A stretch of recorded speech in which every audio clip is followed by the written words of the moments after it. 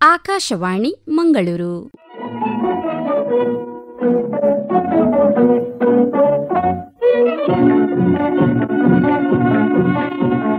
ದಾರಿದೀಪ. ಪ್ರಿಯ ಕೇಳುಗರಿಗೆ ವಂದನೆಗಳು ಹಾಗೂ ಇಂದಿನ ಯುವವಾಣಿ ದಾರಿದೀಪ ಕಾರ್ಯಕ್ರಮಕ್ಕೆ ಆತ್ಮೀಯ ಸ್ವಾಗತ.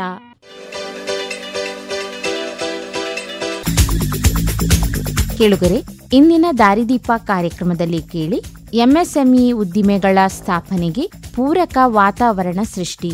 ಈ ಕುರಿತು ಎಂಎಸ್ಎಂಇ ಸಚಿವಾಲಯ, ಭಾರತ ಸರ್ಕಾರ, ಮಂಗಳೂರು ವಲಯದ ಜಂಟಿ ನಿರ್ದೇಶಕರಾದ ಶ್ರೀ ದೇವರಾಜ್ ಕೆ ಅವರೊಂದಿಗೆ ಸಂದರ್ಶನ.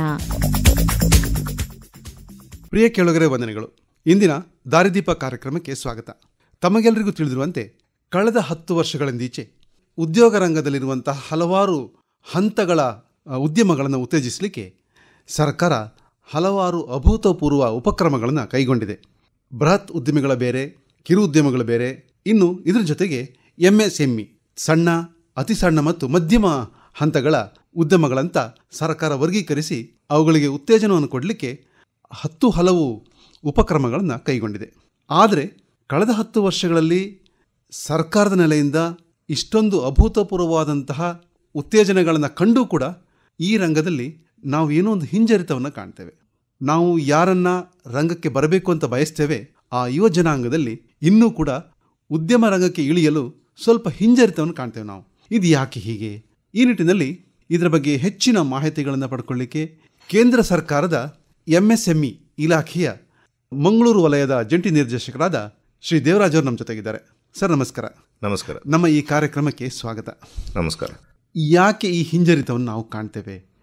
ಈಗ ನಾವು ಹೆಚ್ಚಿನ ವಿಷಯ ಹೇಳಬೇಕು ಅಂದರೆ, ಈ ಉದ್ದಿಮೆ ಮಾಡುವ ಇದರಲ್ಲಿ ನಿಟ್ಟಿನಲ್ಲಿ ಹೆಚ್ಚಿನ ಯೂತ್ ಏನಿದ್ದಾರೆ ಅವರು ಅಂದ್ಕೊಂಡಿರೋ ರೀತಿ ಟೆಕ್ನಿಕಲ್ ಸಬ್ಜೆಕ್ಟ್ಸ್ನ ಓದಿದರೆ ಉದ್ಯೋಗ ಮಾಡೋದೇ ಒಂದು ಮೊದಲನ ಆದ್ಯತೆ ಅಂತ ತಿಳ್ಕೊತಾರೆ. ಆದರೆ ಭಾರತ ಸರ್ಕಾರದಲ್ಲಿ ಇತ್ತೀಚಿನ ಬೆಳವಣಿಗೆ ಪ್ರಕಾರ ಭಾಳಷ್ಟು ಯೋಜನೆಗಳನ್ನ ನಾವು ಹಮ್ಮಿಕೊಂಡಿದ್ದೀವಿ. ಅಬ್ದುಲ್ ಕಲಾಂನವರ ಹೇಳಿಕೆ ಪ್ರಕಾರ ನಾವು ಕೆಲಸ ಕೊಡೋರಾಗಬೇಕು, ಬರೀ ಕೆಲಸ ಹರಿಸ್ಕೊಂಡು ಹೋಗೋದು ಅಂತಲ್ಲ. ಸೊ ಆ ನಿಟ್ಟಿನಲ್ಲಿ ಕೂಡ ಭಾರತ ಸರ್ಕಾರದಿಂದ ನಮ್ಮ ಸಚಿವಾಲಯ, ಎಂಎಸ್ಎಂಇ ಸಚಿವಾಲಯದ ಮೂಲಕ ಭಾಳಷ್ಟು ಯೋಜನೆಗಳನ್ನ ಹಮ್ಮಿಕೊಂಡಿದ್ದೀವಿ. ಈಗ ಒಂದು ನೀವು ಹೇಳ್ದಂಗೆ ಟೆಕ್ನಿಕಲ್ ಅಂದ ತಕ್ಷಣ ನಾವು ಒಂದು ನಮ್ಮ ಯೋಜನೆ ಬಗ್ಗೆ ಹೇಳ್ತೀವಿ. ಸಾಕಷ್ಟು ಅರಿವು ಮೂಡಿಸುವ ಕಾರ್ಯಕ್ರಮಗಳನ್ನ ನಾವು ಎಲ್ಲ ಕಾಲೇಜ್ಗಳಲ್ಲೂ ಕೂಡ ನಡೆಸ್ಕೊಡ್ತೇವೆ. ತೀರಾ ಮೊದಲು ಆಗಬೇಕಾದ ಕೆಲಸ ಅದು ಬೇಕು. ಈಗಿನ ಯುವ ಪೀಳಿಗೆಗೆ ಅರಿವಿಲ್ಲ. ಉದ್ದಿಮೆ ಅಂದರೆ ಅವರು ಭಾಳಷ್ಟು ದೂರ ನಮ್ಮ ರೀಚಲ್ಲಿ ಇಲ್ಲ ಅಂದ್ಕೊಂಡು ಅವರು ಅನ್ಕೋತಾರೆ. ಸೊ ಅದ್ರ ಬಗ್ಗೆ ನಾವು ಭಾಳಷ್ಟು ಅರಿವು ಮೂಡಿಸುವ ಕಾರ್ಯಕ್ರಮಗಳನ್ನ ಹಮ್ಮಿಕೊಂಡಿರ್ತೀವಿ. ಒಂದು ದಿನದ ಮಟ್ಟಿಗೆ ಅವರಿಗೆ ಅಲ್ಲಿ ಇಲಾಖೆಯಿಂದ ಯಾವ್ಯಾವ ಸವಲತ್ತು ಸಿಗುತ್ತೆ, ರಾಜ್ಯ ಸರ್ಕಾರ ಇರ್ಬೋದು, ಕೇಂದ್ರ ಸರ್ಕಾರದಿಂದ ಎಷ್ಟು ಒತ್ತನ್ನು ಕೊಡ್ತಾ ಇದ್ದಾರೆ ಉದ್ದಿಮೆ ಮಾಡಲಿಕ್ಕೆ ಅಂತ ನಾವು ಆ ಕಾರ್ಯಕ್ರಮ ಹಮ್ಮಿಕೋತೀವಿ. ಅದ್ರ ಜೊತೆಗೆ ಕೂಡ ಅದೇ ಕಾರ್ಯಕ್ರಮದಲ್ಲಿ ಒಬ್ಬರು ಸಕ್ಸಸ್ಫುಲ್ ಎಂಟರ್ಪ್ರನರ್ ಅಂತ ಹೇಳ್ತೀವಿ, ಯಾರು ಉದ್ದಿಮೆ ಮಾಡಿ ಒಂದು ಉತ್ತಮವಾಗಿ ಅವರು ಬೆಳೆದಿದ್ದಾರೆ, ಅವ್ರನ್ನೂ ಕೂಡ ಕರೆಸ್ತೀವಿ. ಯಾಕಂದರೆ ಅವರಿಗೆ ಅವರಿಂದ ಒಂದು ಸ್ಫೂರ್ತಿಯಾಗಿ ಅವ್ರಿಗೆ ಹೊಮ್ಮೆ ಬರಲಿಕ್ಕೆ ಒಂದು ಅವಕಾಶ ಸಿಗುತ್ತೆ ಅಂತ. ಇದಲ್ಲದೆ ಕೂಡ ಈಗ ಇನೋವೇಷನ್ಸ್ ಬಗ್ಗೆ ಒತ್ತು ಕೊಡ್ತಾ ಇದ್ವಿ. ಇನ್ಕ್ಯುಬೇಷನ್ ಅಂತ ಭಾಳಷ್ಟು ಎಲ್ಲ ಕಡೆ ನಾವು ಆ ವರ್ಡ್ನ ಯೂಸ್ ಮಾಡ್ತೀವಿ. ಎಂಎಸ್ಎಂಇ ಮಂತ್ರಾಲಯ ಕೂಡ ಒಂದು ಇನ್ಕ್ಯುಬೇಷನ್ ಸೆಂಟರ್ ಅಂತ ಸುಮಾರು ಟೆಕ್ನಿಕಲ್ ಕಾಲೇಜಸಲ್ಲಿ, ಇಂಜಿನಿಯರಿಂಗ್ ಕಾಲೇಜಸ್ ಇರ್ಬೋದು, ರಿಸರ್ಚ್ ಇನ್ಸ್ಟಿಟ್ಯೂಟ್ಸ್ ಇರ್ಬೋದು, ಅದನ್ನು ಐಡೆಂಟಿಫೈ ಮಾಡಿ ಅವರಲ್ಲಿ ಇರೋವಂಥ ಒಂದು ಪ್ರೊಫಿಷಿಯನ್ಸಿನ ಐಡೆಂಟಿಫೈ ಮಾಡಿ, ಅಲ್ಲಿ ಯಾರು ಪ್ರೊಫೆಸರ್ಸ್ ಇರ್ತಾರೆ, ಮೆಂಟರ್ಸ್ ಯಾರಿದ್ದಾರೆ, ಅವರ ಪ್ರೊಫೈಲ್ ನೋಡಿ ಇವರೆಲ್ಲ ನಮ್ಮ ಉದ್ದಿಮೆ ಆಗಲಿಕ್ಕೆ ಬರುವಂಥ ಒಂದು ಐಡಿಯಾ ಇಟ್ಕೊಂಡು ಬರುವಂಥ ಯಂಗ್ಸ್ಟರ್ಸ್ಗೆ ಅವ್ರಿಗೆ ಮೋಟಿವೇಟ್ ಮಾಡಿ, ಅವ್ರಿಗೆ ಗೈಡ್ ಮಾಡಿ ಒಂದು ಪ್ರಾಡಕ್ಟ್ನ ಡೆವಲಪ್ ಮಾಡಲಿಕ್ಕೆ ಅನುಕೂಲ ಮಾಡಿಕೊಡ್ತಾರೆ. ಸರ್, ಈಗ ಕೇಂದ್ರ ಸರ್ಕಾರದ ಹಂತದಲ್ಲಿ ಎಂಎಸ್ಎಂಇ ಸಚಿವಾಲಯ ಇದೆ, ಹಾಗೆ ರಾಜ್ಯ ಸರ್ಕಾರ ಕೂಡ ಎಂಎಸ್ಎಂಇಗೆ ಅದರದ್ದೇ ಆದಂಥ ಒಂದು ನೆಟ್ವರ್ಕನ್ನು ಮಾಡಿಕೊಂಡಿದೆ, ಅಧಿಕಾರಿಗಳ ವರ್ಗವನ್ನು ಸೃಷ್ಟಿಸಿಕೊಂಡಿದೆ, ಇಲಾಖೆಗಳು ಇದ್ದಾವೆ. ರಾಜ್ಯದ ಹಂತದಲ್ಲಿ, ಜಿಲ್ಲಾ ಹಂತದಲ್ಲಿ ಇವು ಕಾರ್ಯನಿರ್ವಹಿಸ್ತವೆ. ನೀವು 2 ರೀತಿಯಲ್ಲಿ ಕಾರ್ಯನಿರ್ವಹಿಸಬೇಕಾಗ್ತದೆ. ಒಂದು, ಈ ಟೆಕ್ನಿಕಲ್ ಎಜುಕೇಷನ್ ಕೊಡುವಂತಹ ಇನ್ಸ್ಟಿಟ್ಯೂಟ್ಗಳು, ಎಂಜಿನಿಯರಿಂಗ್ ಕಾಲೇಜ್ ಇರ್ಬೋದು, ಪಾಲಿಟೆಕ್ನಿಕ್ ಇರ್ಬೋದು, ಮತ್ತು ತಳಹಂತದ ITI ಇರ್ಬೋದು, ಈ ಹಂತದಲ್ಲಿ. ಮತ್ತು ಇನ್ನೊಂದು ಹಂತದಲ್ಲಿ ಇಲ್ಲಿಂದ ಬರುವಂತಹ ವಿದ್ಯಾರ್ಥಿಗಳಿಗೆ ಉದ್ಯಮವನ್ನು ಸ್ಥಾಪನೆ ಮಾಡಲಿಕ್ಕೆ ಸಹಕಾರ ಕೊಡುವಂತಹ ಬ್ಯಾಂಕ್ಗಳಿರ್ಬೋದು ಇತ್ಯಾದಿಗಳು. ಇವರ ನಡುವೆ ಒಂದು ಸಮನ್ವಯವನ್ನು ಸಾಧಿಸುವಂತಹ ಮತ್ತು ಪರಸ್ಪರ ಅರಿವನ್ನು ಕೊಡುವಂತಹ ಕೆಲಸ ತಾವು ಮಾಡಬೇಕಾಗಿದೆ. ಇದನ್ನು ನೀವು ಯಾವ ರೀತಿಯಲ್ಲಿ ನೀವು ಹಂಚಿಕೊಳ್ತೀರಿ ಸರ್? ಅದೇ ನಾವು ಹೇಳ್ತೀವಿ ಇಂಡಸ್ಟ್ರಿ ಇನ್ಸ್ಟಿಟ್ಯೂಷನ್ ರಿಲೇಷನ್ಶಿಪ್ಸ್ ಅಂತ ಹೇಳಿ. ಅದೇ ನಾವೀಗ ಅರಿವು ಮೂಡಿಸೋ ಕಾರ್ಯಕ್ರಮದಲ್ಲಿ ನಾವು ಬರೀ ನಾನು ಸಕ್ಸಸ್ಫುಲ್ ಆಂಟ್ರಪ್ರನರ್ ಇರ್ಬೋದು ಅಥವಾ ಇಲಾಖಾವಾರು ಮಾತ್ರ ನಾವು ಹೇಳ್ತಾ ಇಲ್ಲ, ಅದರಲ್ಲಿ ಬ್ಯಾಂಕರ್ಸ್ ಕೂಡ ಕರೆಸ್ತೀವಿ ನಾವು. ಮೊದಲನೇ ಆದ್ಯತೆ ಉದ್ದಿಮೆ ಮಾಡಲಿಕ್ಕೆ ಬೇಕಾಗಿರೋದು ಹಣ. ಸೊ ಅದಕ್ಕೆ ಹೆಚ್ಚಿನ ಒತ್ತಡ ಕೊಡಬೇಕಾಗತ್ತೆ. ಬ್ಯಾಂಕ್ಸಲ್ಲಿ ಯಾವ್ಯಾವ ರೀತಿ ಸವಲತ್ತುಗಳು ಸಿಗ್ತಾ ಇದ್ದಾವೆ, ಉದ್ದಿಮೆ ಮಾಡಲಿಕ್ಕೆ ಒಂದು ಸಣ್ಣ ಪುಟ್ಟ ಅವಕಾಶಗಳು. ಈಗ ನಾನು ಒಂದು ನಮ್ಮ ಇಲಾಖೆದ ಬಗ್ಗೆ ಹೇಳಬೇಕು ಅಂದರೆ, ಒಂದು ಉದ್ದಿಮೆದಾರನಿಗೆ ಏನೇನು ಬೇಕು, ಅವ್ರಿಗೆ ಸ್ಕಿಲ್ ಇರ್ಬೋದು, ಅಂದರೆ ಕರಕುಶಲ ಇರ್ಬೋದು. ಅವರು ಈಗ ಕರಕುಶಲಗಳು ಇಲ್ಲದೇ ಕೂಡ ಅವರು ಉದ್ದಿಮೆ ಆಗಲಿಕ್ಕೆ ಒಂಥರ ಹಿಂಜರಿತಾ ಇರುತ್ತೆ. ಈಗ ಒಂದು 10ನೇ ಕ್ಲಾಸ್ ಪಾಸ್ ಮಾಡಿರೋರು ಅಥವಾ ಫೇಲ್ ಆಗಿರೋರು, ಅವ್ರಿಗೆ ಯಾವುದೋ ಒಂದು ಕೆಲಸ ವೃತ್ತಿ ಮೇಲೆ ಒಂದು ಆಸೆ ಇರುತ್ತೆ, ಬಟ್ ಅದಕ್ಕೆ ಬೇಕಾಗಿರೋ ಕೌಶಲ್ಯಗಳಿರೋದಿಲ್ಲ. ಅದಕ್ಕೋಸ್ಕರ ನಾವು 6 ವಾರಗಳ ಆಂಟ್ರಪ್ರಿನರ್ಶಿಪ್ ಸ್ಕಿಲ್ ಡೆವಲಪ್ಮೆಂಟ್ ಪ್ರೋಗ್ರಾಮ್ನ ಆರ್ಗನೈಸ್ ಮಾಡಿಕೊಡ್ತೀವಿ. ಮೊದಲನೇ ಹಂತ ಅವ್ರಿಗೆ ಅಂದರೆ 10ನೇ ಕ್ಲಾಸ್ ಪಾಸ್ ಆಗಿದೆ, PUC ಪಾಸ್ ಆಗಿರುತ್ತೆ, ಡಿಗ್ರಿ ಪಾಸ್ ಆಗಿರ್ತಾರೆ ಕೆಲವರು. ಅವರಿಗೆ ಬೇರೆ ದಾರಿ ತೋರ್ತಾ ಇರಲ್ಲ, ಕೆಲಸ ಮಾಡಲಿಕ್ಕೆ ಇಚ್ಛೆ ಇರಲ್ಲ, ಯಾವುದೋ ಒಂದು ವೃತ್ತಿ ಮೇಲೆ ಆಸೆ ಇರುತ್ತೆ. ಆ ಥರದ್ದು ನಮ್ಮ ಗಮನಕ್ಕೆ ತಂದಾಗ ಅವರು ಬಂದು ನಮ್ಮನ್ನ ವಿಚಾರಿಸ್ತಾರೆ, ಈ ಥರ ನಾನು ಮಾಡಬೇಕು ಅಂತ ಇದ್ದೀನಿ ಅಂದಾಗ ನಮ್ಮಲ್ಲಿ ಸಾಕಷ್ಟು ಈ ಥರ ಕಾರ್ಯಕ್ರಮಗಳನ್ನ ಮಾಡ್ತೀವಿ. ಅಂದರೆ ಎಂಟರ್ಪ್ರಿನರ್ಶಿಪ್ ಸ್ಕಿಲ್ ಡೆವಲಪ್ಮೆಂಟ್ ಪ್ರೋಗ್ರಾಮ್. ಇದರಲ್ಲಿ ನಾವು ಸ್ಕಿಲ್ಲು ಕೂಡ ಕೊಡ್ತೀವಿ, ಹಾಗೆ ಉದ್ದಿಮೆದಾರನಿಗೆ ಬೇಕಾಗಿರೋವಂಥ ಒಂದು ಕ್ವಾಲಿಟೀಸ್ ಕೂಡ ಅವರಿಗೆ ಹಂಚ್ಕೋತೀವಿ ನಾವು. ಅಂದರೆ ಮೋಟಿವೇಶ್ನಲ್ ಸ್ಪೀಕರ್ಸ್ ಕರೆಸ್ತೀವಿ, ಬ್ಯಾಂಕರ್ಸ್ ಕರೆಸ್ತೀವಿ, ಆಮೇಲೆ ಬ್ಯಾಂಕಿಗೆ ಹೋಗಿ ಹೇಗೆ ಅಪ್ರೋಚ್ ಮಾಡಬೇಕು ಅನ್ನೋದಕ್ಕೋಸ್ಕರ ಅದಕ್ಕೆ ಒಂದು ಪೂರಕವಾಗಿ ಅವರು ಒಂದು DPR ಮಾಡೋದು ಶಕ್ತಿ ಇರಬೇಕು. ಅಲ್ಲಿವರೆಗೂ ಅವ್ರನ್ನ ತಯಾರಿ ಮಾಡ್ತೀವಿ. ಈ ನಿಟ್ಟಿನಲ್ಲಿ ನಾವು ಕೂಡ ಅದ್ರ ಬಗ್ಗೆ ಬ್ಯಾಂಕಲ್ಲಿ ಏನೇನು ಸವಲತ್ತುಗಳು ಕೊಡ್ತಾರೆ ಅಂತಾರೆ ಈ ಥರ ಹಂಚ್ಕೋತೀವಿ. ಟೆಕ್ನಿಕಲ್ ಇನ್ಸ್ಟಿಟ್ಯೂಷನ್ಸ್ ಇಂಡಸ್ಟ್ರಿ ರಿಲೇಷನ್ಶಿಪ್ಪಲ್ಲಿ ಕೂಡ ನಾವು ಭಾಳಷ್ಟು ಕೆಲಸ ಮಾಡ್ತೀವಿ. ಈ ಅವೇರ್ನೆಸ್ ಪ್ರೋಗ್ರಾಮ್, ಅರಿವು ಮೂಡಿಸೋ ಕಾರ್ಯಕ್ರಮದಲ್ಲಿ ಅವರು ಕೂಡ ಬರ್ತಾರೆ. ಯಾವ ಬ್ಯಾಂಕಲ್ಲಿ ಯಾವ ರೀತಿ ಎಂಕರೇಜ್ ಮಾಡ್ತಿದ್ದೀವಿ ನಾವು. ಕೆಲವು ಬ್ಯಾಂಕ್ಸ್ಗಳಲ್ಲಿ SME ಬ್ರಾಂಚ್ ಅಂತಲೇ ಓಪನ್ ಮಾಡಿದ್ದಾರೆ. ಅಂದರೆ ಸೂಕ್ಷ್ಮ, ಸಣ್ಣ ಹಾಗೂ ಮಧ್ಯಮ ಇದರಲ್ಲಿ SME ಅಂತ ಮಾತ್ರ ಕರೀತಾರೆ. ಸೂಕ್ಷ್ಮ ಹಾಗೂ ಇದಕ್ಕೆ ಸಣ್ಣ ಕೈಗಾರಿಕೆಗಳಿಗೆ ಒತ್ತಡ ಕೊಡೋದಕ್ಕೆ ನಮ್ಮಲ್ಲಿ ಭಾಳಷ್ಟು ಕಾರ್ಯಕ್ರಮಗಳಿದ್ದಾರೆ. ಪ್ರತಿ ಹಂತದಲ್ಲೂ ಕೂಡ ಈಗ ಎಷ್ಟೋ ಜನ ಉದ್ದಿಮೆ ಮಾಡ್ತಿರೋರಿಗೆ ಗೊತ್ತಿರಲ್ಲ. ನೀವು ಮೊದಲನೇ ಹಂತದಲ್ಲಿ ನಾವು ಉದ್ದಿಮೆಗೆ ಬರ್ತಿಲ್ಲ ಅನ್ನೋರಿರಲಿ, ಉದ್ದಿಮೆ ಮಾಡ್ತಿರೋರಿಗೆ ಎಷ್ಟೊಂದು ಯೋಜನೆಗಳ ಬಗ್ಗೆ ಅರಿವಿರೋದಿಲ್ಲ.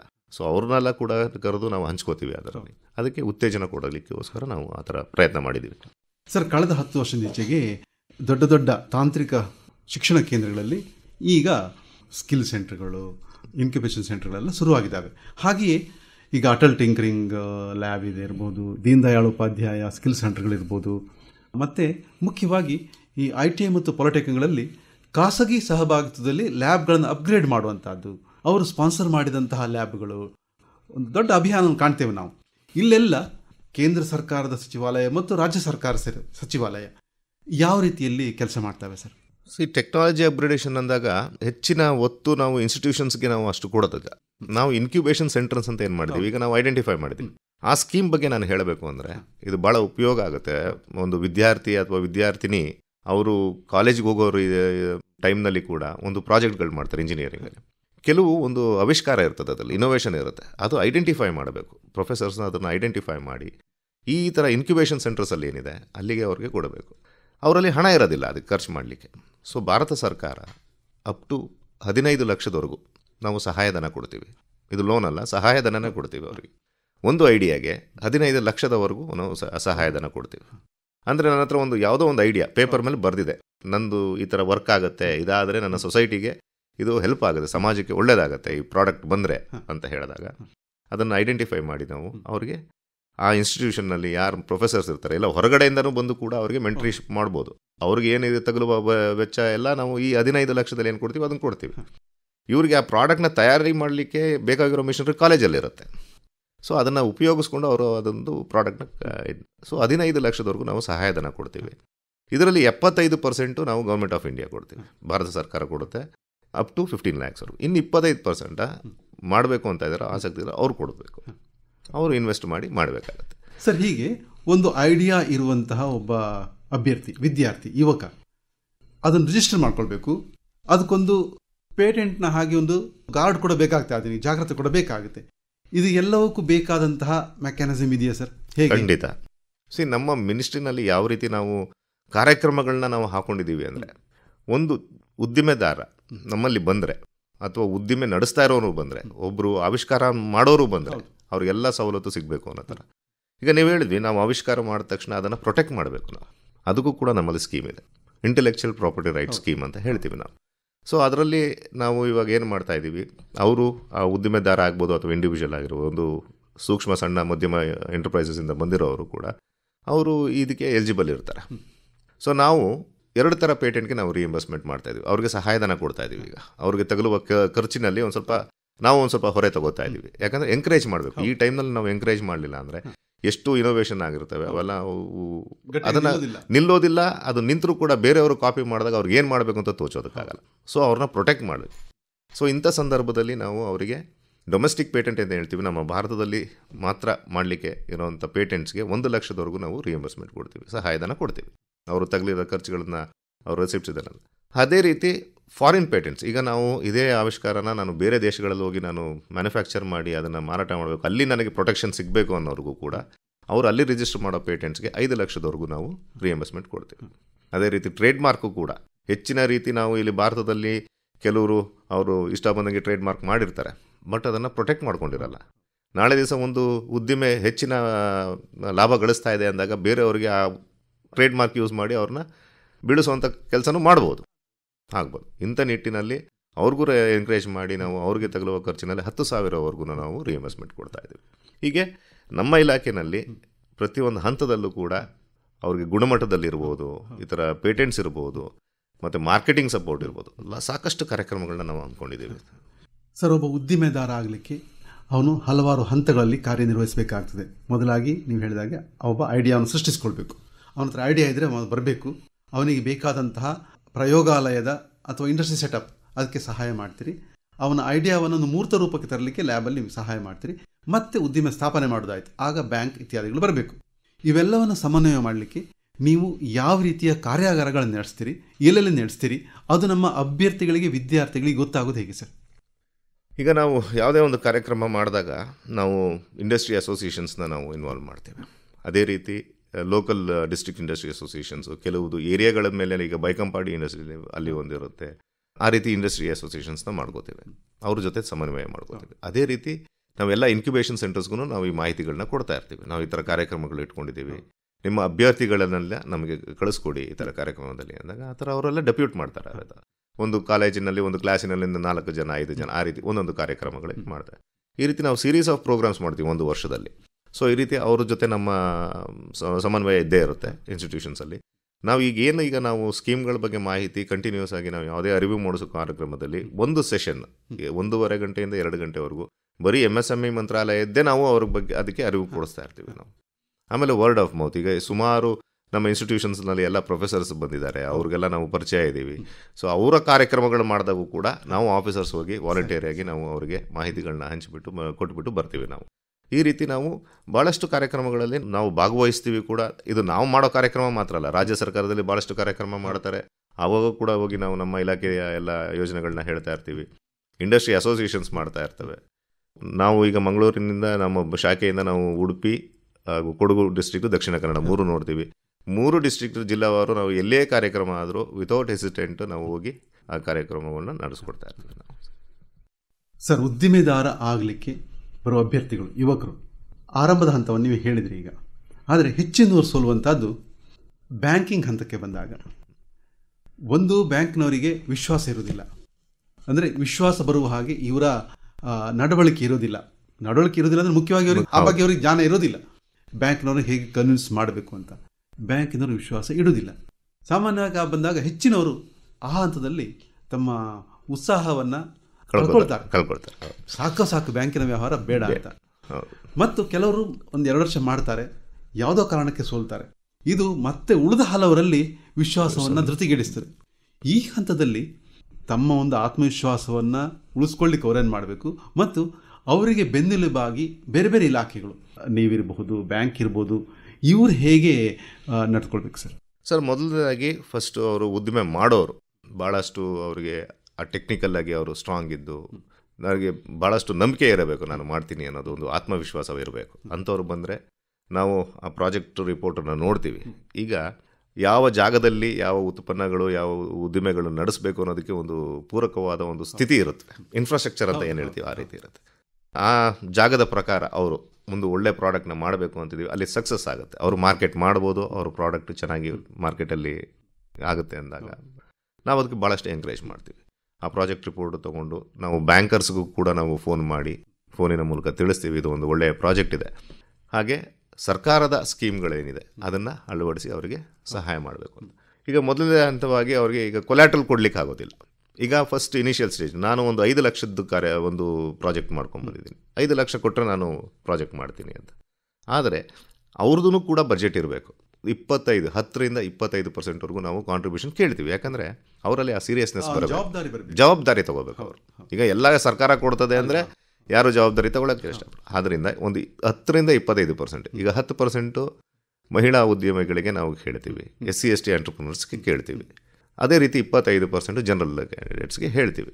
ಸೊ ಬ್ಯಾಂಕು ಕೂಡ ನಮ್ಮಲ್ಲಿ ಸಾಕಷ್ಟು ಸ್ಕೀಮ್ಸ್ಗಳಿದೆ ಹಣಕಾಸಿನ ಇದರಲ್ಲಿ. ಮುದ್ರಾ ಲೋನ್ ಇದೆ, 50,000 ಕೊಡ್ತೀವಿ, 5 ಲಕ್ಷ ಕೊಡ್ತೀವಿ, 10 ಲಕ್ಷದವರೆಗೂ ಕೊಡ್ತೀವಿ ವಿತೌಟ್ ಕೊಲ್ಯಾಟ್ರಲ್ ಇದು. ಸೊ ಆ ಕೊಲ್ಯಾಟ್ರಲ್ ಬೇಕಾಗಿಲ್ಲ ಅಂದಾಗ ಆಗ ಟೆಕ್ನಿಕಲಾಗಿ ಸ್ಟ್ರಾಂಗ್ ಆಗಿರಬೇಕು ಪ್ರಾಜೆಕ್ಟ್. ನಾವು ಯಾವುದೋ ಒಂದು ಯಾರೋ ಹೇಳಿದ್ರು ಉದ್ದಿಮೆ ಮಾಡು ನೀನು ಸಕ್ಸಸ್ ಆಗ್ತೀಯ ಅನ್ನೋದಲ್ಲ. ನಿಮ್ಮಲ್ಲಿ ಆತ್ಮವಿಶ್ವಾಸ ಇಟ್ಕೊಂಡು ಆ ಪ್ರಾಡಕ್ಟ್ ಮೇಲೆ ಆತ್ಮವಿಶ್ವಾಸ ಇಟ್ಕೊಂಡು ನೀವು ಬಂದು ಮಾಡ್ತೀವಿ ಅಂದರೆ ಖಂಡಿತ ಬ್ಯಾಂಕು ಕೂಡ ಮುಂದೆ ಬರುತ್ತೆ. ಯಾಕಂದರೆ ಬ್ಯಾಂಕ್ ಬರೀ ಹಣ ಇಟ್ಕೊಂಡು ಪ್ರೊಟೆಕ್ಟ್ ಮಾಡೋದು ಅಂತಲ್ಲ, ಈ ಥರ ಉದ್ದಿಮೆ ಎಂಕರೇಜ್ ಮಾಡಲಿಕ್ಕೆ ಕೂಡ ಅವರು ಭಾಳಷ್ಟು ಕಾರ್ಯಕ್ರಮಗಳು ಮಾಡ್ತಾರೆ. ನಮ್ಮಲ್ಲಿ ಈ ಥರ ಸವಲತ್ತುಗಳಿದೆ, ಬನ್ನಿ ತಗೊಳ್ಳಿ, ನೀವು ಉಪಯೋಗಿಸ್ಕೊಳ್ಳಿ ಅಂತ. ಸೊ ಅದರಿಂದ ಎಲ್ಲೂ ಕೂಡ ಯಾವುದೇ ರೀತಿಯಾಗಿ ಟೆಕ್ನಿಕಲ್ ಆಗಿ ಇರ್ಬೋದು ಅಥವಾ ಫೈನಾನ್ಷಿಯಲಿ ಆಗಿ ಇರ್ಬೋದು ಎಂಕರೇಜ್ಮೆಂಟ್ ಎಲ್ಲ ಇಲಾಖೆಗಳಿಂದ ಕೂಡ ಇದೆ. ಆದರೆ ಧೈರ್ಯಪಟ್ಟು ಒಂದು ಹೆಜ್ಜೆ ಮುಂದೆ ಇಟ್ಟರೆ ನಾವು ಇನ್ನೊಂದು 4 ಹೆಜ್ಜೆ ಕರ್ಕೊಂಡು ಹೋಗ್ತೀವಿ ಅವ್ರನ್ನ. ಒಂದು ಉದ್ಯಮವನ್ನು ಸ್ಥಾಪನೆ ಮಾಡೋದಾಯಿತು, ಅದಕ್ಕೆ ಹಲವಾರು ಜನ ಆತನನ್ನು ಸಪೋರ್ಟ್ ಮಾಡೋದಾಯಿತು. ಆದರೆ ಇನ್ನೊಂದು ಹಂತದಲ್ಲಿ ಸೋಲೋದಂತ ಹೇಳಿದರೆ ಅವರಿಗೆ ಕೆಲವು ಮಲ್ಟಿನ್ಯಾಷನಲ್ ಕಂಪನಿಗಳಿಂದ ಮತ್ತು ತಮ್ಮ ಉತ್ಪನ್ನಗಳನ್ನು ಡಂಪ್ ಮಾಡುವಂತಹ ವಿದೇಶಿ ಕಾಂಪಿಟೇಷನಿಂದಾಗಿ ಇಲ್ಲಿ ಅವರನ್ನು ಮೇಲೆತ್ತುವ ಸಪೋರ್ಟ್ ಮಾಡುವ ವ್ಯವಸ್ಥೆ ಹೇಗಿದೆ ಸರ್? ಯಾಕಂದರೆ ಈಗ ಪ್ರಪಂಚದ ಕೆಲವೊಂದು ಮಾರ್ಕೆಟ್ ಅಂತ ಹೇಳಿದರೆ ಅಲ್ಲಿ ಯಾರು ಬಂದು ಏನನ್ನು ಡಂಪ್ ಮಾಡಬಹುದು ಅನ್ನುವಂಥ ಒಂದು ವಾತಾವರಣ ಇದೆ. ಮುಕ್ತ ಮಾರುಕಟ್ಟೆಯಲ್ಲಿ ಇದನ್ನು ನಾವು ಹೇಗೆ ಎದುರಿಸ್ಬೋದು ಸರ್? ಸರ್, ಈಗ ಅದು ಭಾಳ ದೊಡ್ಡ ಸಬ್ಜೆಕ್ಟು ಆ್ಯಕ್ಚುಲಿ ಹೇಳಬೇಕು ಅಂದರೆ. ಈಗ ನಾವು ಯಾವ ರೀತಿ ನಮ್ಮ ಪ್ರಾಡಕ್ಟ್ಗಳನ್ನ ನಮ್ಮ ಸೂಕ್ಷ್ಮ ಸಣ್ಣ ಉದ್ಯಮೆದಾರರಿಗೆ ಒಂದು ಹೆಚ್ಚಿನ ವಿಸಿಬಿಲಿಟಿ ಸಿಗಬೇಕು ಅನ್ನೋದಕ್ಕೋಸ್ಕರ ಆಗಲಿ ಅಥವಾ ಹೆಚ್ಚಿನ ಮಾರುಕಟ್ಟೆ ಸಿಗಬೇಕು ಅನ್ನೋದಕ್ಕೋಸ್ಕರ ನಮ್ಮಲ್ಲಿ ಒಂದು ಕಾರ್ಯಕ್ರಮ ಇದೆ. ಅದರಲ್ಲಿ ನೀವು ತಿಳಿದ ಹಾಗೆ ಪಬ್ಲಿಕ್ ಪ್ರೊಕ್ಯೂರ್ಮೆಂಟ್ ಆ್ಯಕ್ಟ್ ಅಂತ ಒಂದು ಮಾಡಿದ್ದೀವಿ. 2012 ಬಂತು. ಟ್ರಯಲ್ ಬೇಸಿಸ್ ಮೇಲೆ 2015ವರೆಗೂ ಅದು ನಡೀತು. 2015 ಮೇಲೆ ಮ್ಯಾಂಡೇಟರಿ ಆಯಿತು. ಏನದು ಸ್ಕೀಮು ಅಂದಾಗ 25% ಮಿನಿಮಮ್ ಪ್ರೊಕ್ಯೂರ್ಮೆಂಟು ನಮ್ಮ ಗೌರ್ಮೆಂಟ್ ಡಿಪಾರ್ಟ್ಮೆಂಟ್ಸು, ಕೇಂದ್ರ ಸರ್ಕಾರದ ಎಲ್ಲ ಇಲಾಖೆಗಳು ಕೂಡ 25% ನಮ್ಮ ಮೈಕ್ರೋ ಆ್ಯಂಡ್ ಸ್ಮಾಲ್ ಎಂಟರ್ಪ್ರೈಸಸ್ಸಿಂದ ಖರೀದಿ ಮಾಡಲೇಬೇಕು. ಅವರು ಟಾರ್ಗೆಟ್ ಕೊಟ್ಟಿದೆ. ಅಂದರೆ ಅದ್ಭುತವಾಗಿ ಇದನ್ನೆಲ್ಲ ಇದು ಮಾಡಿದ್ದಾರೆ. ಹೌದೌದು, ವೆಲ್ ಡಿಫೈನ್ಡ್. ಅಂದರೆ 25% ಮಿನಿಮಮ್ ಪರ್ಚೇಸ್ ಮಾಡಲೇಬೇಕು ಅವರು. ಯಾಕಂದರೆ ಅದನ್ನು ಮಾನಿಟ್ರ್ ಕೂಡ ಆಗುತ್ತೆ. ಅದು ಪರ್ ಆ್ಯನಮ್ ಎವ್ರಿ ಆ್ಯನ್ಯುವಲ್ ರಿಪೋರ್ಟಲ್ಲಿ ಅದು ತೋರಿಸ್ಬೇಕು. ಈಗಾಗಲೇ ನಮ್ಮ ಸಾಕಷ್ಟು ಡಿಪಾರ್ಟ್ಮೆಂಟ್ಗಳು, ಸಾಕಷ್ಟು PSUಗಳು ಭಾಳ ಉತ್ಸಾಹದಿಂದ ಮಾಡಿ 32-33% ಕೂಡ ದಾಟಿದ್ದಾರೆ. ಸೊ ಇದರಿಂದ ಏನು ತೋರಿಸುತ್ತೆ ಅಂದರೆ ನಾವು ನಮ್ಮ ಇಲಾಖೆಯಿಂದ ಕೂಡ ಹೆಚ್ಚಿನ ಮಾರ್ಕೆಟಿಂಗಿಗೆ ಅವಕಾಶವನ್ನು ಕೊಟ್ಟಿದ್ದೇವೆ. ಈ 25% ಹೇಳಿದ್ರಲ್ಲಿ 3% ಮಹಿಳಾ ಉದ್ಯಮಿಗಳಿಂದನೇ ಖರೀದಿ ಮಾಡಬೇಕು. ಅದರೊಳಗೆ 4%ಅಲ್ಲಿ 4% SC/ST ಎಂಟರ್ಪ್ರಿನರ್ಸ್ಗಳಿಂದ. ಸೊ ಎಲ್ಲ ಥರದ ಒಂದು ಪ್ರಯತ್ನಗಳು ಮಾಡಿದ್ದೀವಿ ಹೆಚ್ಚಿನ ಮಾರ್ಕೆಟ್ ಇವರಿಗೆ ಕೊಡಲಿಕ್ಕೆ. ನೀವು ಭಾರತ ಸರ್ಕಾರದ ಇಲಾಖೆಗಳನ್ನೇ ನೀವು ಕಂಪೇರ್ ಮಾಡಿದ್ರೆ ಅಥವಾ ನಮ್ಮ PSUs public sector units HAL, BEL, BHEL, BEML, ಇಲ್ಲಿ ನಮ್ಮ MRPL ಭಾಳಷ್ಟು ಒಳ್ಳೆ ಕೆಲಸ ಮಾಡ್ತಿದ್ದಾರೆ. ಸೊ ಅವರೆಲ್ಲ ಹೆಚ್ಚಿನ ಉತ್ತೇಜನ ಕೊಡ್ತಾ ಇದ್ದಾರೆ. ಸೊ ಇದನ್ನೆಲ್ಲ ಗಮನಿಸಬೇಕು, ಯಂಗ್ಸ್ಟರ್ಸ್ ಇವೆಲ್ಲ ಗಮನಿಸಬೇಕು. ನಮ್ಮ ಮಾರ್ಕೆಟಿಂಗ್ ಆಪ್ಷನ್ಸ್ ಇರೋದಿಲ್ಲ ಅಂತಾರೆ, ಭಾಳಷ್ಟು ಇದೆ. ಇದಲ್ಲದೆ ಕೂಡ ಗೌರ್ಮೆಂಟ್ ಮಾರ್ಕೆಟ್ ಪೋರ್ಟಲ್ ಅಂತ ಶುರು ಮಾಡಿದ್ದೀವಿ.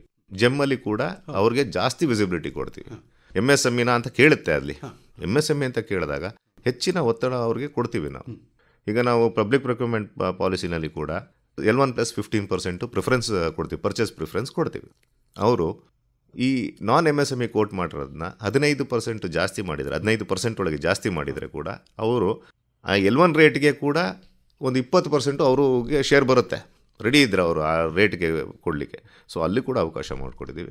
ಹೆಚ್ಚಿನ ಸ್ಕೋಪ್ಸ್ ಇದೆ, ಧೈರ್ಯವಾಗಿ ಉದ್ಯಮ ಮಾಡಲಿಕ್ಕೆ ಹೆಜ್ಜೆ ಇಡ್ಬೋದು. ಇದರಲ್ಲಿ ಬೇರೆ ವಿದೇಶಿ ಇದಕ್ಕೆ ಅನ್ನೋದಕ್ಕೋಸ್ಕರ ಈಗ ಭಾರತ ಸರ್ಕಾರದಲ್ಲಿ ಭಾಳಷ್ಟು ಇಂಡಿಜಿನೈಸೇಷನ್ ಅಂತ ಮಾಡ್ತಾಯಿದ್ದೀವಿ. ಹೆಚ್ಚಿನ ನಮ್ಮ ದೇಶದಲ್ಲಿ ಮ್ಯಾನುಫ್ಯಾಕ್ಚರ್ ಆಗುವಂತಹ ಉತ್ಪನ್ನಗಳನ್ನ ಖರೀದಿ ಮಾಡಲಿಕ್ಕೆ ಎಲ್ಲ PSUs ಮುಂದೆ ಬಂದಿದೆ. ಆದಷ್ಟು ಅವರು ಇಂಪೋರ್ಟ್ ಮಾಡೋದನ್ನ ಕಡಿಮೆ ಮಾಡಿದ್ದಾರೆ. ಸರ್, ಕಳೆದ 10 ವರ್ಷಗಳ ಒಂದು ಸನ್ನಿವೇಶ ಗಮನಿಸುವಾಗ ನಮ್ಮ ಶಿಕ್ಷಣ ಸಂಸ್ಥೆಗಳು ನೇರವಾಗಿ ಇಂಡಸ್ಟ್ರಿಗೆ ಪೂರಕವಾಗಿ ಎಷ್ಟರ ಮಟ್ಟಿಗೆ ತಮ್ಮ ಕೋರ್ಸ್ಗಳಲ್ಲಿ ಇದನ್ನೆಲ್ಲ ಅಳವಡಿಸಿಕೊಂಡಿದ್ದಾರೆ ಸರ್? ಯಾಕಂತ ಹೇಳಿದ್ರೆ ಈ ಮೊದಲು ಇರಲಿಲ್ಲ.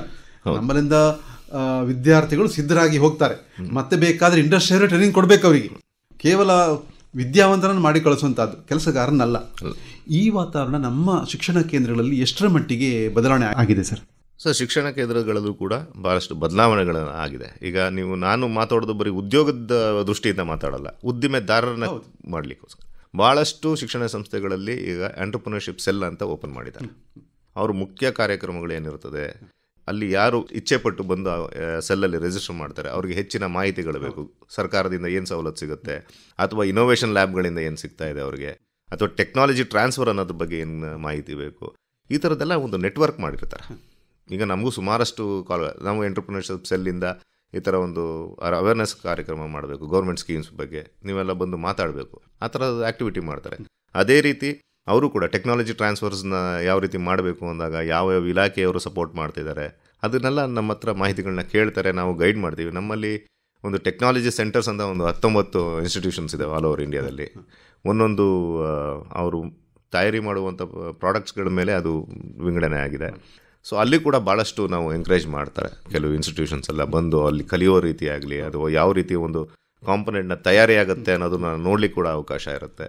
ಇಲ್ಲೂ ಕೂಡ ಎಂಟರ್ಪ್ರಿನರ್ಶಿಪ್ ಸೆಲ್ಲಿಂದ ಒಬ್ಬೊಂದು ಎಂಟರ್ಪ್ರಿನರ್ಸ್ನ ಖರೀದಿಸ್ತಾರೆ, ಆಮೇಲೆ ಅವ್ರ ಹತ್ರ ಮಾತಾಡಿಸ್ತಾರೆ, ಯಾವ ರೀತಿ ಅವ್ರ ಜರ್ನಿ ಹೇಗಿತ್ತು, ಅವರು ಪಟ್ಟ ಕಷ್ಟಗಳೇನು, ಆದರೆ ಅದನ್ನು ಓವರ್ಕಮ್ ಮಾಡಿ ಇವತ್ತು ಎಷ್ಟು ಸಕ್ಸಸ್ಫುಲ್ ಆಗಿದ್ದೀವಿ ಅಂತ ಹೇಳಿದಕ್ಕೆ ಅದೆಲ್ಲ ಒಂದು ಕಾರ್ಯಕ್ರಮಗಳನ್ನ ಹಮ್ಮಿಕೊಂಡಿರ್ತೀವಿ. ಸರ್, ಕಳೆದ 10 ವರ್ಷಗಳಲ್ಲಿ ತುಂಬ ಬದಲಾವಣೆ ಕಂಡಿದೆ ನಾವು ಹೇಳಿದ್ರಿ. ಈ ಹಿಂದೆ ನಮ್ಮೊಂದು ಶಿಕ್ಷಣ ಕೇಂದ್ರ, ಅದರಲ್ಲಿಯೂ ಒಂದು ತಾಂತ್ರಿಕ ಶಿಕ್ಷಣ ಕೇಂದ್ರ ಅಂತ ಹೇಳಿದರೆ ಒಂದು ಕಡೆ ಅದು ಎಸ್ಟಾಬ್ಲಿಷ್ ಆದರೆ ಅದರಲ್ಲೊಂದು ದ್ವೀಪದ ಹಾಗೆ ಇರ್ತದೆ. ಅಲ್ಲಿಗೆ ಸಾರ್ವಜನಿಕ ಸಂಪರ್ಕ ತುಂಬ ಕಡಿಮೆ ಇತ್ತು. ಎಲ್ಲೆಲ್ಲಿಂದೋ ವಿದ್ಯಾರ್ಥಿಗಳು ಬರ್ತಾರೆ, ಕಲಿತಾರೆ, ಹೋಗ್ತಾರೆ. ಈಗಲೂ ಕೂಡ ಕೆಲವೊಂದು ಕಡೆ ಆ ಒಂದು ಇನ್ಹಿಬಿಷನ್ ಇದೆ. ಏನಂತ ಹೇಳಿದ್ರೆ ವಿದ್ಯಾರ್ಥಿಗಳು ಅವರ ಏನು ಕಾರ್ಯಚಟುವಟಿಕೆ ಇದ್ದರೂ ಕೂಡ ಅವರ ವಿದ್ಯಾರ್ಥಿಗಳಿಗೋಸ್ಕರ. ಈಗ ಹಾಗಲ್ಲ, ಅಂತಹ ಒಂದು ಶಿಕ್ಷಣ ಕೇಂದ್ರ ಇದ್ದರೆ ಅಲ್ಲಿನ ಸುತ್ತಮುತ್ತಲಿನ ಒಂದು 15-20 ಕಿಲೋಮೀಟರ್ ರೇಡಿಯಸ್ನಲ್ಲಿರುವಂತಹ ಯಾವ ತಜ್ಞರು ಕೂಡ ಮತ್ತು ಯಾವ ಅಭ್ಯರ್ಥಿಗಳು ಕೂಡ ಅಲ್ಲಿಗೊಂದು ಮಾರ್ಗದರ್ಶನಕ್ಕಾಗಿ ಹೋಗ್ಬೋದು. ಇಂತಹ ಒಂದು ಸಮನ್ವಯವನ್ನು ಸಾಧಿಸಲಿಕ್ಕೆ ಯಾರೇ ಒಬ್ಬ ಯುವಕ ಇರ್ಬೋದು, ಅಲ್ಲಿ ವಿದ್ಯಾರ್ಥಿ ಅಲ್ಲ, ತನ್ನ ಮನೆಗೆ ಹತ್ತಿರ ಇರುವಂತಹ ಒಂದು ಶಿಕ್ಷಣ ಸಂಸ್ಥೆ, ಅದು ITI ಇರ್ಬೋದು, ಪಾಲಿಟೆಕ್ನಿಕ್ ಇರ್ಬೋದು, ಇಂಜಿನಿಯರಿಂಗ್ ಕಾಲೇಜ್ ಇರ್ಬೋದು, ಇಂಥಲ್ಲಿಗೆ ಧೈರ್ಯವಾಗಿ ಯಾವುದೇ ಒಂದು ನಿರ್ಬಿಡೆಯಿಂದ ಹೋಗುವ ಹಾಗೆ ಒಂದು ಸಮನ್ವಯವನ್ನು ಸಾಧಿಸಲಿಕ್ಕೆ ಕೇಂದ್ರ ಸರ್ಕಾರ ಮತ್ತು ರಾಜ್ಯ ಸರ್ಕಾರದ ನಿಮ್ಮಂತಹ ಇಲಾಖೆಗಳು ಇಂಡಸ್ಟ್ರಿ ಮತ್ತು ಶಿಕ್ಷಣ ಸಂಸ್ಥೆ ಇವರನ್ನ ಸಮೀಪಿಸುವಂತೆ ಯಾವ ರೀತಿಯಲ್ಲಿ ಕಾರ್ಯ ಮಾಡ್ತಾ ಇದ್ದೀರಿ ಸರ್? ಎಕ್ಸ್ಕ್ಲೂಸಿವ್ ಆಗಿ ಹೇಳಬೇಕು ಅಂದರೆ ಆ ರೀತಿ ನಾವು ಯಾವುದೇ ಒಂದು ಕಾರ್ಯಕ್ರಮವನ್ನು ನಾವು ಹಾಕ್ಕೊಂಡಿಲ್ಲ ಈಗ ಇದುವರೆಗೂ. ಏನಂದರೆ ಯಾವುದೇ ಇದಾಗಲಿ, ಬಟ್ ಎಲ್ಲ ಇಲಾಖೆಗಳಲ್ಲೂ ಕೂಡ ನಮ್ಮ ಇಲಾಖೆಯಲ್ಲಿ ಅಂತ ಹೇಳಿದಾಗ ಯಾವುದೇ ಒಂದು ಟ್ರೈನಿಂಗ್ ಬೇಕು ಅಂತ ಹೇಳಿದಾಗ ಬಂದು ನಮ್ಮನ್ನ ವಿಚಾರಿಸ್ತಾರೆ. ಈಗ ಫುಡ್ ಮೇಲೆ ಟ್ರೈನಿಂಗ್ ಬೇಕು ಅಂತ ಹೇಳ್ತಾರೆ. ನಾನು ಸರ್ ಈಗ ಬೇಕರಿ ಪ್ರಾಡಕ್ಟ್ಸ್ಗಳನ್ನ ಮಾಡಬೇಕು, ನನಗೆ ದಾರಿ ತೋರಿಸ್ಬೇಕಾಗತ್ತೆ, ನೀವು ಎಲ್ಲಿ ಟ್ರೈನಿಂಗ್ ಕೊಡ್ತಾರೆ ಆ ರೀತಿ ಅಂತ. ಸೊ ನಾವು ಹೇಳ್ತೀವಿ, CFTRI ಅಂತ ಮೈಸೂರಿನಲ್ಲಿದೆ, ಆ ರೀತಿ ಹಲವಾರು ಇನ್ಸ್ಟಿಟ್ಯೂಷನ್ಸ್ ಬೇಕರಿಗೋಸ್ಕರನೇ ಮಾಡ್ತಾಯಿದ್ದಾರೆ. ಈಗ ನೋಡಿ, ನಾವು ನೋಡಬೇಕು ಅಂದಾಗ ಅಗ್ರಿಕಲ್ಚರ್ ಕಾಲೇಜಲ್ಲಿ ಯೂನಿವರ್ಸಿಟಿಯಲ್ಲಿ ನೋಡಬೇಕಾದ್ರೆ ಅವಾಗ ನಾವು ಅಂದ್ಕೊಂಡು ನಮ್ಮ ಮನಸ್ಥಿತಿ ಏನಿತ್ತು, ಬರೀ ಅಗ್ರಿಕಲ್ಚರ್ ಪ್ರಾಡಕ್ಟ್ಸ್ ಮಾತ್ರ ಅಂತ. ಅಲ್ಲಿ ಡೈರಿ ಅಂದರೆ ಪ್ರಾಡಕ್ಟ್ಸ್ ಅಂತ ಹೇಳಿದೆ, ಬೇಕರಿ ಪ್ರಾಡಕ್ಟ್ಸ್ಗೋಸ್ಕರನೇ ಎಕ್ಸ್ಕ್ಲೂಸಿವ್ ಆಗಿ ಒಂದು ಸೆಲ್ ಓಪನ್ ಮಾಡಿ ಅಲ್ಲಿ ಸುಮಾರಷ್ಟು ಟ್ರೈನಿಂಗ್ಗಳು ತೊಗೊಂಡಿದ್ದಾರೆ. ಅದೇ ರೀತಿ ಎಲ್ಲ ಇಲಾಖೆ ಕೂಡ, ಎಲ್ಲ ಶಿಕ್ಷಣ ಸಂಸ್ಥೆಗಳು ಕೂಡ ಒಂದಲ್ಲ ಒಂದು ರೀತಿ. ಅಂದರೆ ಏನಾಗ್ತಾ ಇದೆ ಅಂದರೆ, ನಾವೀಗ ಒಂದು NITK ಸೂರತ್ಕಲ್ ಅಂತ ನೋಡಿದ ತಕ್ಷಣ ಹೇಗೆ ನಾವು ಅಲ್ಲಿ ಹೋಗೋದು, ಹೇಗೆ ಅಪ್ರೋಚ್ ಮಾಡೋದು, ಇಲ್ಲ, ಅವರು ಕೂಡ ಮುಕ್ತವಾಗಿ ಎಷ್ಟೋ ಅಡ್ವರ್ಟೈಸ್ಮೆಂಟ್ಸ್ಗಳು ಕೊಡ್ತಾರೆ. ನಿಮ್ಮಲ್ಲಿ ಯಾವುದಾದ್ರೂ ಒಂದು ಇಂಟ್ರೆಸ್ಟ್ ಇದು, ಏನಾದರೂ ಮಾಡಲಿಕ್ಕೆ ಇಚ್ಛೆ ಇದ್ದರೆ ನಮ್ಮ ಕಾಲೇಜಲ್ಲಿ ಭಾಳಷ್ಟು ಏನು ಅಂತ ಹೇಳ್ತೀವಿ ಟೆಕ್ನಾಲಜೀಸ್ ಇದೆ, ತಂತ್ರಜ್ಞಾನ ಇದೆ, ಅದನ್ನು ತೊಗೊಂಡು ನೀವು ಉದ್ದಿಮೆನ ಕನ್ವರ್ಟ್ ಆಗಿ ಮಾಡ್ಕೊಳ್ಳಿ ಅಂತ ಅವರು ಮಾಡ್ತಾರೆ. ಎಲ್ಲ ಆಲ್ಮೋಸ್ಟ್ ಈಗಿನ ಇದರಲ್ಲಿ ಇಟ್ಸ್ ಅ ಸ್ಮಾಲ್ ವರ್ಲ್ಡ್ ಅಂತ ಹೇಳೋದಾದರೆ, ಈಗ ಯಾವುದೇ ರೀತಿ ಯಾರಿಗೂ ಕೂಡ ಹಿಂಜರಿತ ಇರಬಾರ್ದು. ಯಾವುದೇ ಒಂದು ಇಲಾಖೆಗೆ ಹೋಗಬೇಕು ಅಂದರೆ ಧೈರ್ಯವಾಗಿ ಹೋಗ್ಬೋದು, ಧೈರ್ಯವಾಗಿ ಕೇಳ್ಬೋದು. ಎಲ್ಲ ಇಲಾಖೆಗಳು, ಎಲ್ಲ ಶಿಕ್ಷಣ ಸಂಸ್ಥೆಗಳು ಕೂಡ, ಇಂಡಸ್ಟ್ರಿ ಅಸೋಸಿಯೇಷನ್ಸ್ ಕೂಡ ಭಾಳಷ್ಟು ಒತ್ತಡ ಕೊಡ್ತಾ ಇದೆ ಉದ್ದಿಮೆ ಆಗಲಿಕ್ಕೆ, ಭಾಳಷ್ಟು ಎಂಕರೇಜು ಮಾಡ್ತಾರೆ ಕೂಡ, ಅದೇ ರೀತಿ ಗೈಡು ಮಾಡ್ತಾ ಇದ್ದಾರೆ. ಸೊ ಪೂರ್ವವಾಗಿ ಎಲ್ಲ ರೀತಿಯಲ್ಲೂ ಒಂದು ಸಮನ್ವಯ ಇದೆ. ಒಂದೇ ರೀತಿ ನಾವೇನು ಹೇಳಬೇಕು, ಅರಿವು ಮೂಡಿಸ್ಬೇಕು ನಮ್ಮ ಯುವ ಜನಾಂಗಕ್ಕೆ ಅಂದರೆ, ನೀವು ಧೈರ್ಯವಾಗಿ ಮುನ್ನುಗ್ಗಿ, ಎಲ್ಲ ಇಲಾಖೆಗಳು ನಿಮಗೆ ಸಹಾಯ ಮಾಡಲಿಕ್ಕೆ ತಯಾರಿದ್ದಾರೆ, ಅದನ್ನು ಉಪಯೋಗಿಸ್ಕೋಬೇಕು ಅಷ್ಟೆ. ಸರಿ, ಈಗ ಮೊದಲಿನ ಹಾಕಿ ಒಂದು ಉದ್ದಿಮೆಗೆ ಲೈಸೆನ್ಸ್ ಸಿಗಲಿಕ್ಕೆ ಮೊದಲಿನ ಕಷ್ಟ ಇಲ್ಲ ಅಂತ ನಾವು ಕೇಳ್ತೇವೆ. ಅದು ನಿಜವಾಗಿ ಹಾಗಾಗಿದೆಯಾ? ಕೆಲವು ಅಭ್ಯರ್ಥಿಗಳು ಹೇಳ್ತಾರೆ, ತರಬೇತಿ ಪಡಲಿಕ್ಕೆ ಹೋದಾಗ ಎಲ್ಲವೂ ಸುಲಭ ಅಂತ ಕಾಣ್ತದೆ, ಆದರೆ ಒಮ್ಮೆ ರಂಗಕ್ಕೆ ಇಳಿದಾಗ ಈ ಲೈಸೆನ್ಸ್ ರಾಜ್ ಇನ್ನೂ ಇದೆ ಅಂತ ಕಾಣಿಸ್ತದೆ, ನಮಗೆ ಹೆಚ್ಚು ಬದಲಾವಣೆ ಆಗಿಲ್ಲ ಅಂತಾರೆ. ಆದರೆ ಕಳೆದ 10 ವರ್ಷಗಳ ಒಂದು ವಾತಾವರಣ ಗಮನಿಸುವಾಗ ಇವೆಲ್ಲವೂ ತುಂಬ ಸುಲಭ ಆಗಿದ್ದಾವೆ. ಮೊದಲಿನಷ್ಟು ಕಷ್ಟ ಇಲ್ಲ ಒಂದು ಉದ್ದಿಮೆ ಸ್ಥಾಪನೆ ಮಾಡಲಿಕ್ಕೆ. ಬ್ಯಾಂಕಿಂಗ್ ಇರ್ಬೋದು, ಅದಕ್ಕೆ ಬೇಕಾದಂತಹ ಟ್ರೇಡ್ ಲೈಸೆನ್ಸ್ ಇರ್ಬೋದು, ಇವೆಲ್ಲವೂ ತುಂಬ ಸರಳ ಆಗಿದ್ದಾವೆ. ಈ ವಾತಾವರಣ ಹೇಗಿದೆ ಸರ್? ಇದು ಲೈಸೆನ್ಸ್ ರಾಜ್ ಅಂತ ಏನು ಹೇಳ್ತಾರೆ ಅದನ್ನು ನಾನು ಪೂರ ತೆಗೆದಾಕಕ್ಕೆ ಇಷ್ಟಪಡ್ತೀನಿ. ಯಾಕಂದರೆ ಇದು ಈಗ ನಾವು 2016 ಕೂಡ ಆನ್ಲೈನ್ ಮಾಡಿ ಬಿಟ್ಟಿದ್ದಾಯಿತು. ಯಾವುದೇ ಒಂದು ರೂಪಾಯಿ ಕೂಡ ಅವರು ಇದು ಖರ್ಚು ಮಾಡೋಂಗಿಲ್ಲ, ಎಲ್ಲೂ ಕಟ್ಟೋ ಹಾಗೂ ಇಲ್ಲ, ಫೀಸೇ ಇಲ್ಲ. ಈಗ ಏನಾಗುತ್ತೆ ಅಂದರೆ ಮೊದಲಿಂದನೂ ಕೂಡ ಜನಗಳ ಮನಸ್ಸಿನಲ್ಲಿ ಆ ರೀತಿ ಬಂದಿರುತ್ತೆ, ಇದು ಇವರು ಹೇಳದಷ್ಟು ಸುಲಭ ಇರಲ್ಲ, ಉದ್ದಿಮೆ ಪರವಾಗಿ ಸಿಗಲಿಕ್ಕೆ ತುಂಬ ಕಾಯಬೇಕು, ಕಷ್ಟಪಡಬೇಕು. ಇದು 5 ನಿಮಿಷದ ಕೆಲಸ, 5 ನಿಮಿಷ ಅವ್ರದ್ದು ಬೇಕಾಗಿರೋದು. ನಮ್ಮಲ್ಲಿ MSME ಇದರಲ್ಲಿ udyam-registration.gov.in ಅಂತ ಲಾಗಿನ್ ಆಗಬೇಕು. ನಿಮ್ಮಲ್ಲಿ ಏನೇನು ಡಾಕ್ಯುಮೆಂಟ್ಸ್ ಇರಬೇಕು, ಡಾಕ್ಯುಮೆಂಟ್ಸ್ ಅಲ್ಲ, ಆಧಾರ್ ಕಾರ್ಡ್ ಇರಬೇಕು, ಪ್ಯಾನ್ ಕಾರ್ಡ್ ಇರಬೇಕು ಅಷ್ಟೇ.